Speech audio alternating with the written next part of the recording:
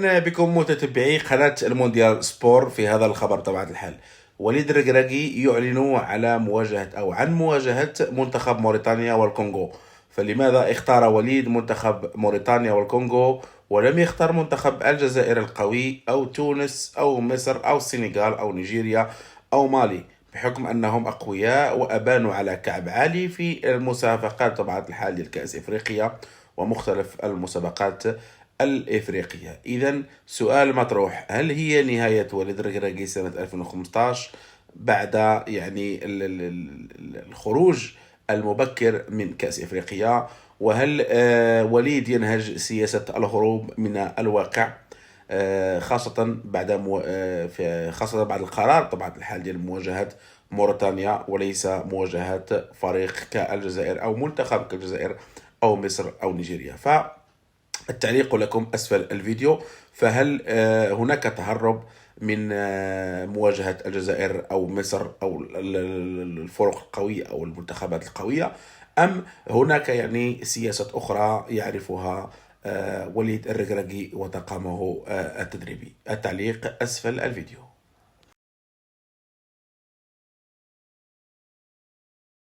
قبل البداية لا تنسى الاشتراك في القناة فضلا وليس أمرا.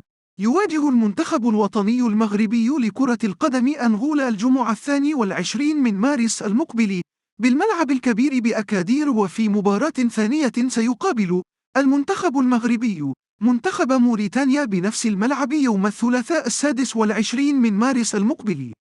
وتدخل المباراتان الوديتان في إطار استعداد المنتخب الوطني للاستحقاقات القادمة، أهمها تصفيات كأس العالم 2026.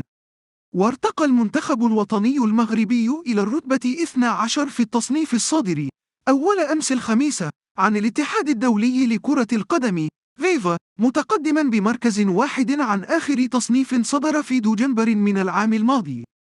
ورغم الخروج من دور 8 نهائي كأس إفريقيا، إلا أن المنتخب المغربي أضاف نقطة واحدة لرصيده الذي بلغ 1663، الشيء الذي أسهم في تجاوزه للمنتخب الأمريكي وتحسين تصنيفه بين عمالقة الكرة في العالم.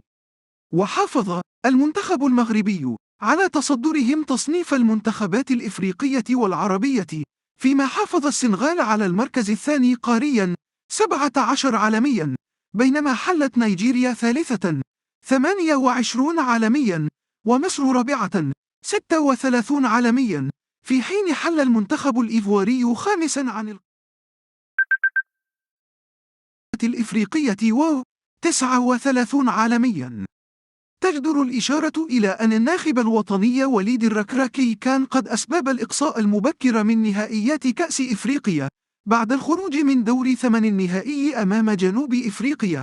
وقال ربان الأسود في حوار خاص لقناة الرياضية إن الخروج من هذه البطولة جاء بسبب ارتكابه للعديد من الأخطاء، مشددا على أنه يتحمل مسؤوليتها، مؤكدا العمل على تصحيحها في المستقبل بهدف نيل نتيجة إيجابية في البطولات القادمة، أهمها كأس إفريقيا التي يحتضنها المغرب السنة المقبلة، وأيضا من أجل بلوغ نهائيات كأس العالم لسنة 2026 المقررة تنظيمها بالولايات المتحدة الأمريكية وكندا والمكسيك.